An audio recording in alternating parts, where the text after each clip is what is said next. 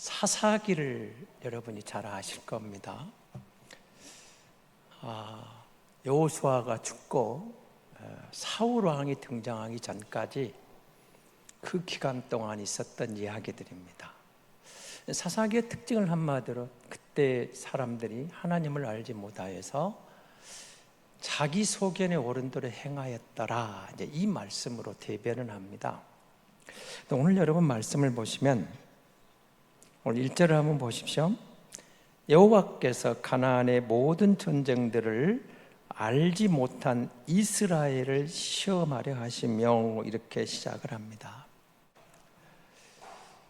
전쟁을 알지 못한 이스라엘을 시험하시기 위해서. 그런데 가나안 족속 가운데 점령하지 못한 이야기를 이어집니다. 그 뒤에 등장하는 그 3절에서부터 등장하는 하나님 남겨두신 가나안의 민족들 이야기를 언급을 합니다. 그런데 왜 하나님이 이것들을 남겨놓았느냐, 요 이야기, 그 이야기를 하고 있는데요, 그것은 저들을 시험하기 위함이다, 이렇게 말하고 있는 겁니다. 그러니까 저들이 다 점령하지 못한 것도 하나님의 뜻이 있었다는 것으로 이제 해석을 해 나가는 것이죠.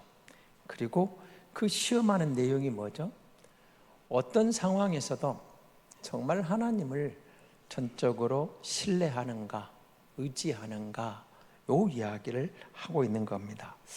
그러면 이제 우리는 이 세대를, 이 사사기들을, 이 당시 이 세대를 이야기해서 여러분하고 한번 입장을 바꿔놓고 한번 생각해 보시기 바랍니다. 자, 출애굽을 했습니다. 광야 40년을 거쳐갔습니다. 모세가 지나갔습니다. 이제 끝났습니다. 여호수아가 새로운 지도자로 가나안을 들어갑니다. 그럼 그 가나안 시간은, 여호수아 시대는 무슨 시대죠? 정복기입니다. 정복기. 가나안 족속을 정복해 가는 그 시간, 다른 말로 하면은 전쟁의 시간입니다. 전쟁의 시간. 전쟁을 하고 있으면 여러분 어떤 마음이 들까요? 우리가 지금 전쟁이 터졌습니다. 모든 사람의 마음에 아마 가장 먼저 오는 것이 전쟁이 빨리 끝났으면, 그런 마음이 들지 않을까요? 지금 러시아와 우크라이나 전쟁이 몇 년째 이어집니다. 아마 저들의 가장 큰 희망이 있다면 전쟁 좀 빨리 끝났으면 좋겠다, 당연히 이런 마음이 들겠죠.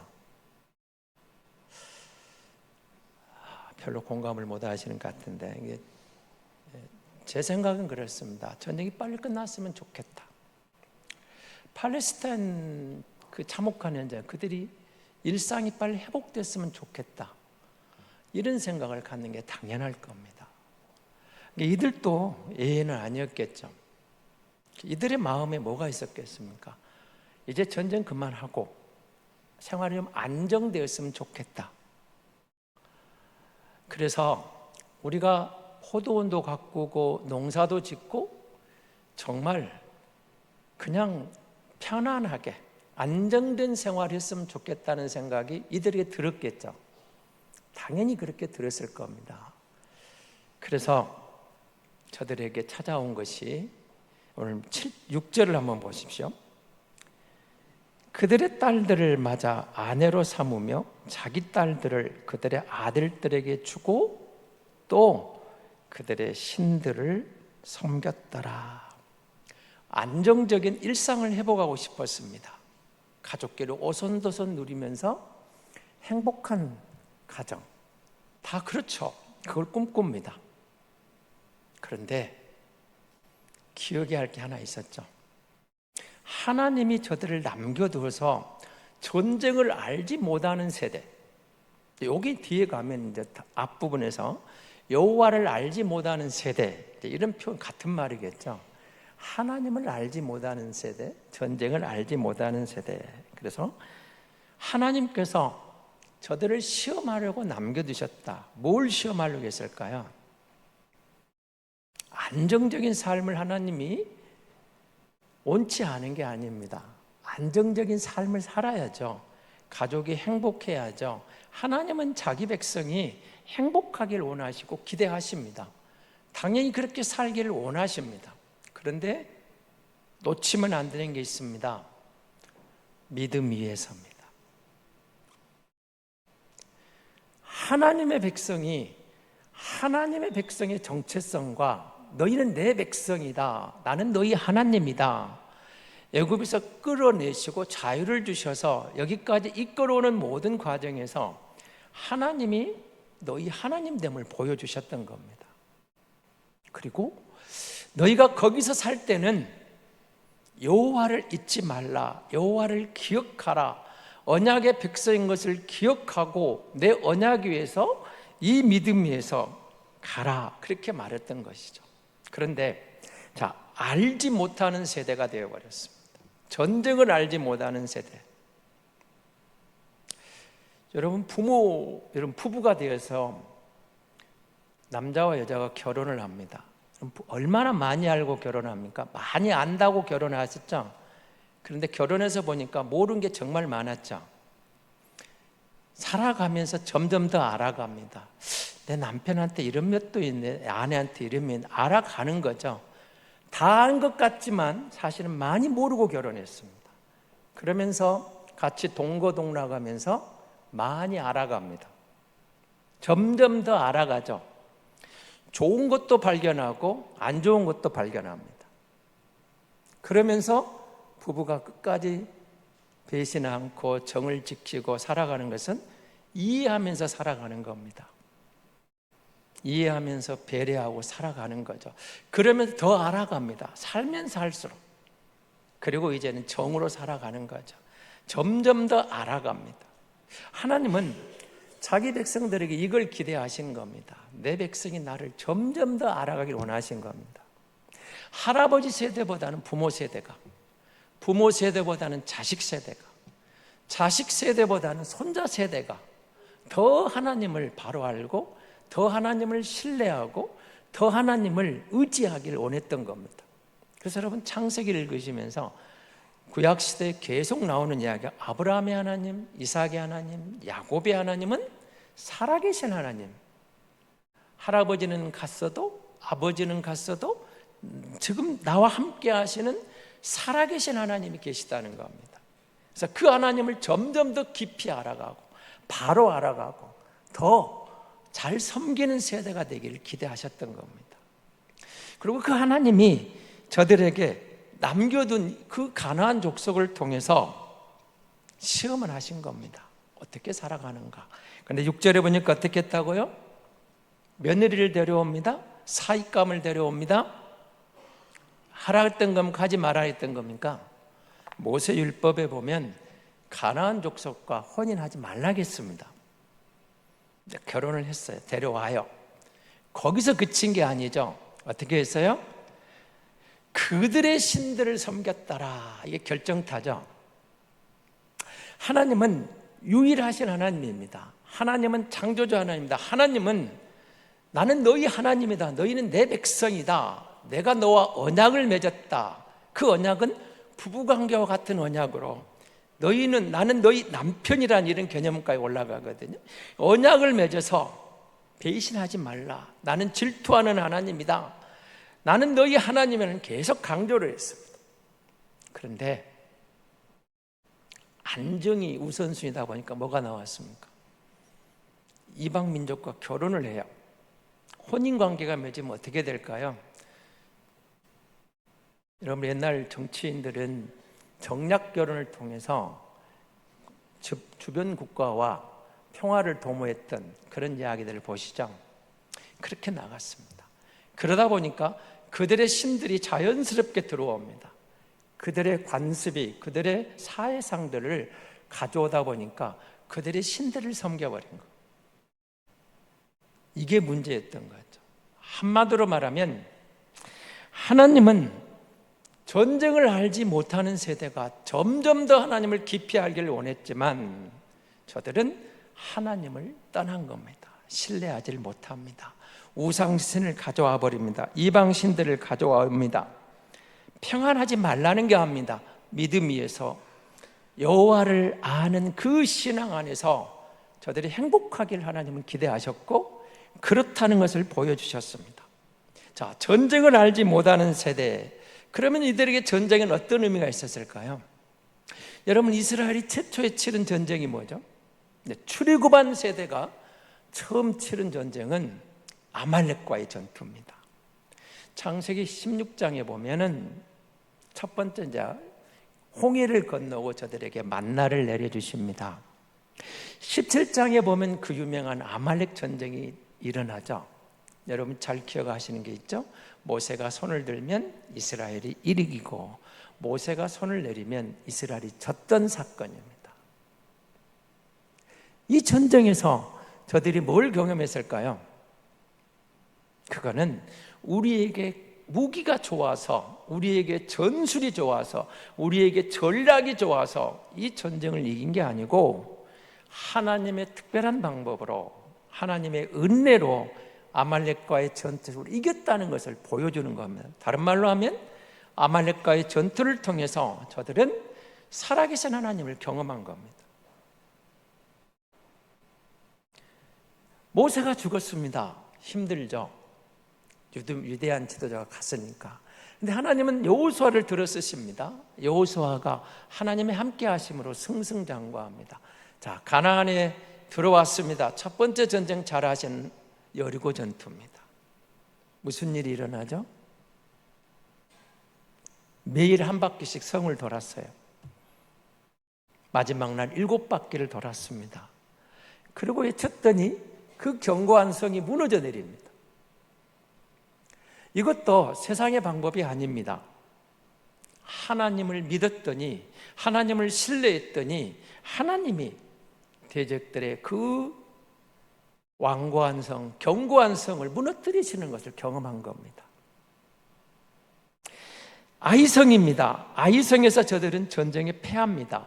마지막에 이기기도 합니다만은 왜 패배하게 되죠? 아간이 물질에 대한 욕심이었습니다. 그리고 그 전쟁을 통해서 저들은 기억한 게 있습니다. 거룩하신 하나님을 만나는 겁니다.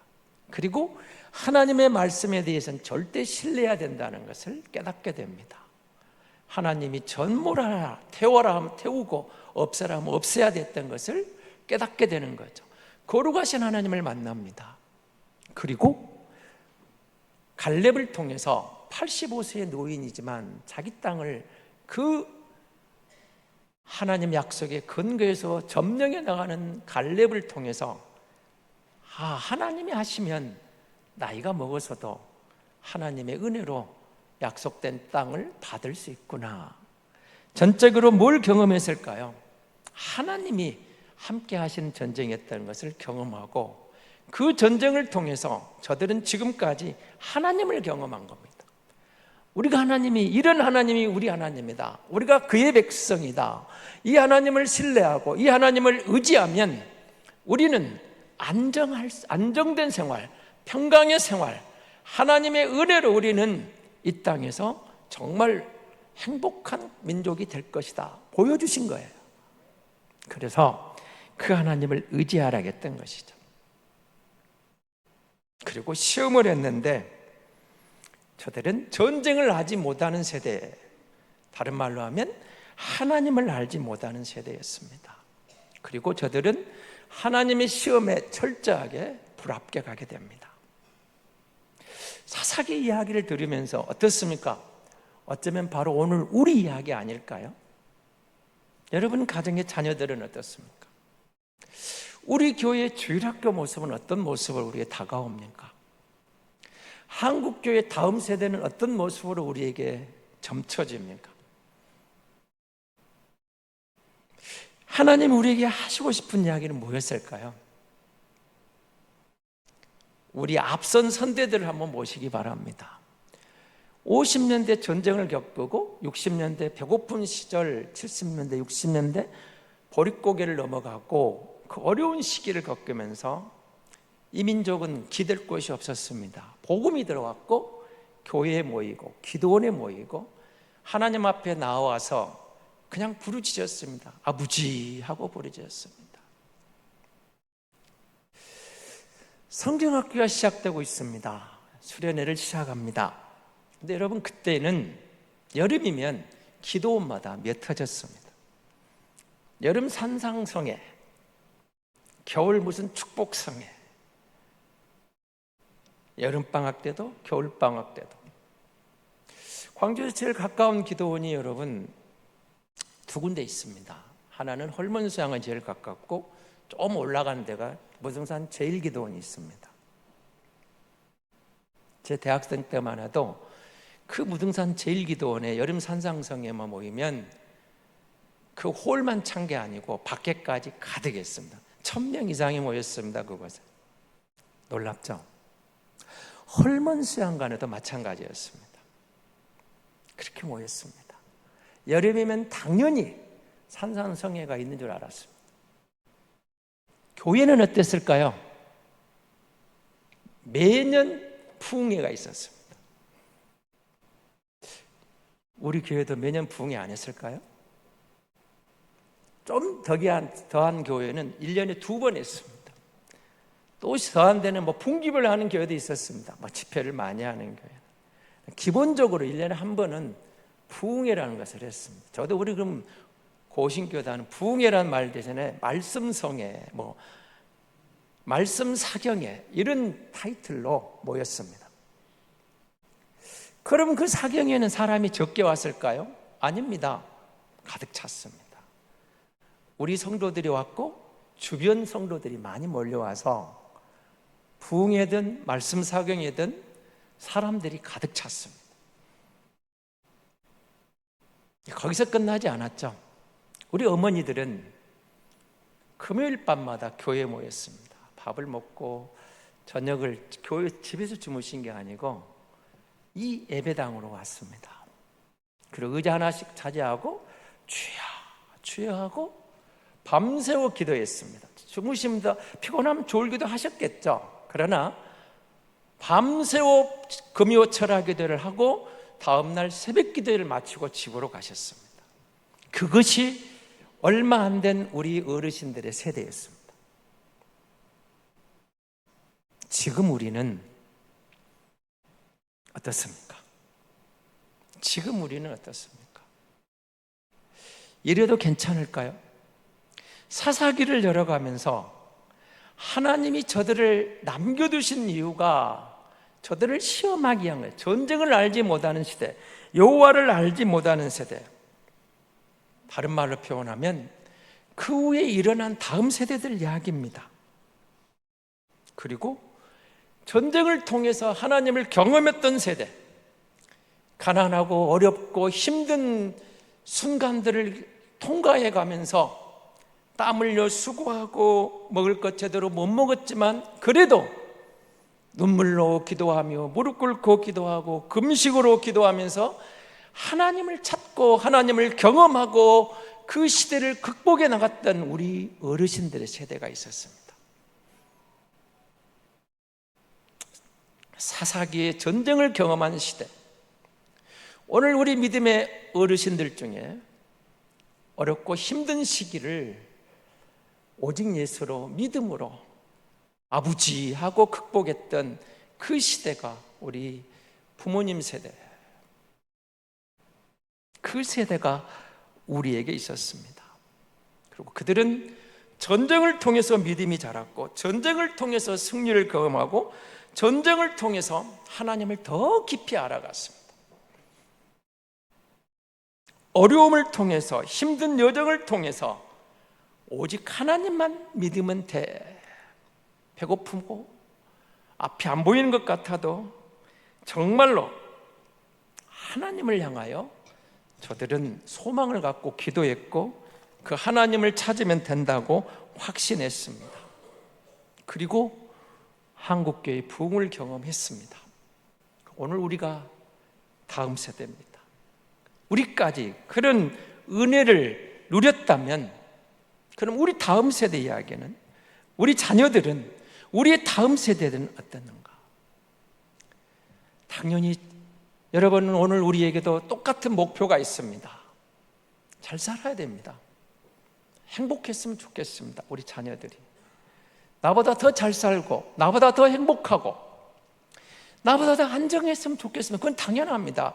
우리 다음 세대, 이 나라가 전쟁이 없고 더 선진국으로 더 부흥하고 더 성장하고 열방 가운데 더 세븐이 아니라 열 번째 드는 게 아니라 탑을 달렸으면 얼마나 좋겠습니까? 그런 희망을 마다할 대한민국 사람이 누가 있습니까? 하나님이 자기 백성이 그렇게 잘 사는 걸 싫어하셨을까요? 아닙니다.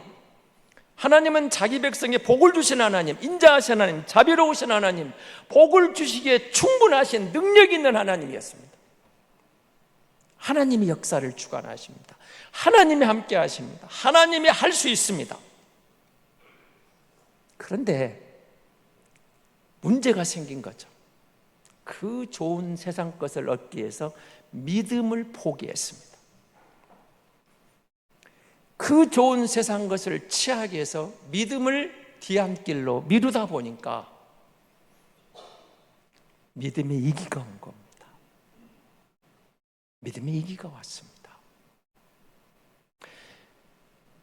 말씀 위에, 믿음 위에, 여호와 위에서 그런 것들을 추구했더라면 모든 것이 다음 세대에 더 깊이 하나님의 은혜로 승리할 수가 있었겠죠.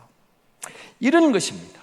그래서 오늘 이야기는 사실은 저의 이야기고 여러분의 이야기고 우리 가정의 이야기고 우리 교회의 이야기고 한국 교회의 이야기도 합니다. 여호와 이레의 하나님, 하나님이 하시는 것을 봤습니다. 여호와 라파의 하나님, 몸이 아파도 병원에 갈 돈이 없어서 교회 와서 엎드리면서 하나님 나를 불쌍히 여기지 않는다, 울면서 기도하면서 치유되는 은혜를 경험한 여호와 라파의 하나님을 경험했습니다. 하나님을 찾았더니 길이 있는 것을 봤습니다. 그런데 오늘 본문은 전쟁을 알지 못하는 세대를 이야기하면서 저들에게 여호와의 신앙이 전수되지 않았을 때 다가오는 위기를 우리에게 보여주고 있는 겁니다. 하나님을 떠나면 자연스럽게 그 자리에 누가 들어올까요? 우상이 들어옵니다. 이방신이 들어옵니다. 하나님을 비워놓으면 하나님이 떠난 마음이 공간으로 남아있는 게 아니고 반드시 다른 신이 대처하게 되어 있습니다. 그게 인간입니다. 그 자리를 뺏겨버리면 다시 여호와로 회복되기가 만만치 않았던 겁니다. 그리고 거기에 있는 그것들로 정말로 그들은 하나님을 경험하지 못했습니다. 기도 훈련을 받지 못했습니다. 우리는 작전 기도라는 것도 했습니다. 여러분, 아마 여러분도 했을 분이 많이 있을 겁니다. 40일 작전 기도, 40일 기도, 아니면 아침 금식, 많이 기도한 것들이 있었을 것입니다. 그리고 누군가와 함께 기도의 동지가 있었습니다. 함께 기도하면서, 내가 힘들면 그 사람과 함께 기도하면서 서로 기도하면서 힘을 얻었던 세대는 믿음 위에서 이 땅의 안정을 추구할 수가 있었습니다. 하나님의 복을 누릴 수가 있었습니다. 그런데 이 전쟁을 알지 못하는 세대, 저들은 하나님을 경험하지 못했고 영적인 경험마저 없었습니다. 전쟁을 알았던 그 세대는 정말 하나님을 실제적으로 경험했습니다. 그 전쟁을 통해서 하나님이 함께 하심을, 하나님이 도와주심을, 하나님이 승리하시는 것을 보았습니다. 그리고 그들이 해야 할 일이 있었겠죠. 전쟁을 알고 영적인 훈련이 된 그들은 그 다음 아들들에게, 자녀들에게, 다음 세대에게 정말 이 복음을, 이 하나님을 바로 전해줘야 될 책임이 있었습니다. 젊은 세대가 힘든 세대라고 합니다. 우리 젊은 세대 정말 힘들어합니다. 시간이 없다고 합니다. 그럼 누가 시간을 낼까요? 부모 세대가 시간을 내야 됩니다. 자녀들을 위해서 울어야 됩니다. 그리고 정말로 믿음을 떠나서는 어떤 것도 먼저 구할 것이 아니라는 사실을 알아야 됩니다. 가르쳐야 됩니다. 전쟁을 아는 세대는 전쟁을 모르는 세대와 함께 갈 수밖에 없었겠죠. 같이 삽니다. 그런데 이들이 사는 길은 사실은 공통적으로 같았습니다. 하나님을 받아들이는 거였습니다. 전쟁을 경험한 세대가 하나님을 경험하고 하나님을 의지했던 것처럼 전쟁을 모르는 세대도 하나님을 받아들이고 하나님을 의지하고 하나님을 신뢰하고 나갔을 때 그것은 이어져 가게 되었을 것입니다. 전쟁을 모르는 세대가 여러분 기성세대를 이해 못할 수도 있습니다. 그렇지만 꼰대 문화라고 하지 마시고 나이든 어른 세대에서 좋은 점은 본받을 수 있는 마음이 열려 있어야 됩니다. 그 전쟁을 경험하고 여호와를 했던 세대가 젊은 세대를 철없다고 밀어내지 마시고 저들의 입장에서 젊은이들의 마음도 이해하고 수용할 수 있는 마음이 가져야 됩니다. 그러면서 내 안에 있는 하나님을 보여주고 함께 기도하자. 기도하는 세대가 기도하는 세대를 이끌어 가야 되겠죠. 자손들을 위해서 기도하고 그리고 더 나아가서는 함께 기도할 수 있어야 됩니다. 함께 기도하자. 오늘 우리는 다음 세대를 위해서 많이 걱정들 합니다. 걱정하게 돼 있습니다. 왜냐하면 시대가 가면 갈수록 하나님으로부터 멀어집니다. 그리고 세상에 있는 화려함이 하나님과 함께하는 전쟁을 경험한 부모 세대가 왠지 모르게 좀 답답해 보일 수도 있는 그런 모습들이 보이거든요.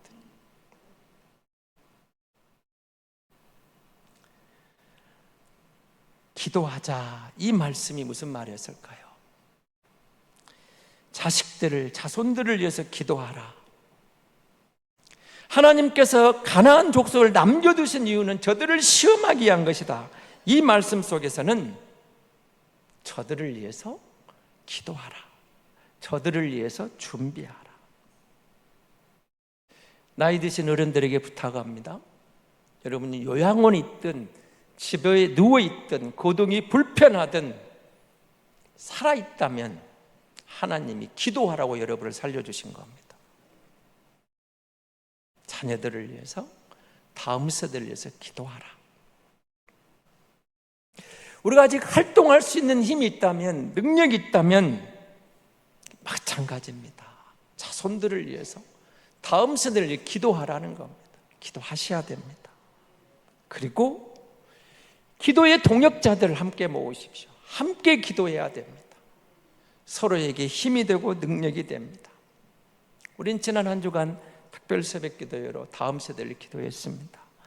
다음 주에 한 번 더 새벽 기도를 합니다. 이번 주에 하면서 바로 시작되는 유치부, 초등부, 성경학교, 중고등부, 수련회, 대청부 캠프를 위해서 우리는 기도하게 되어 있습니다. 기도할 때입니다. 정말로 우리 아이들이 사사기의 표현들을 부르면 전쟁을 경험하는 세대, 여호와를 경험하는 세대, 하나님을 의지하는 세대가 되게 기도하자고 했다면 오늘 우리 세대는 하나님을 경험하는 세대, 믿음 위에 서가는 인생, 삶의 가치관, 그렇습니다. 살아계신 하나님을 경험하는 우리 아들, 딸이 될 수 있도록 이번 성경학교를 통해서, 수련을 통해서, 캠프를 통해서 우리 아이들이, 우리 교회 다음 세대들이 정말 하나님을 경험하는 시간이 될 수 있도록 우리가 기도할 때 하나님은 그 시간을 통해서, 그 순간순간을 통해서 그 아이들에게, 그 청년들에게 여호와를 경험하는 시간으로 역사해 주실 줄로 믿습니다. 전쟁도 알고 하나님도 경험할 수 있는, 그것이 전쟁을 하는 세대였습니다. 하나님을 경험했어요. 우리가 이 시대를 보면서 그래도 희망이 있습니다. 아직도 기도하는 성도가 있습니다. 아직도 기도하는 부모가 있습니다. 기도하는 자녀는 망하지 않는다는 말씀처럼 우리가 정말로 여호와 앞에 무릎 꿇을 때 우리 자녀들의, 우리의 다음 세대는 하나님의 특별한 은혜로, 하나님의 특별한 축복으로 복을 받고 우리보다 더 아름답게 하나님의 영광을 위하여 이 땅에서 행복을 누리는 성도로 승리하게 될 줄로 믿습니다.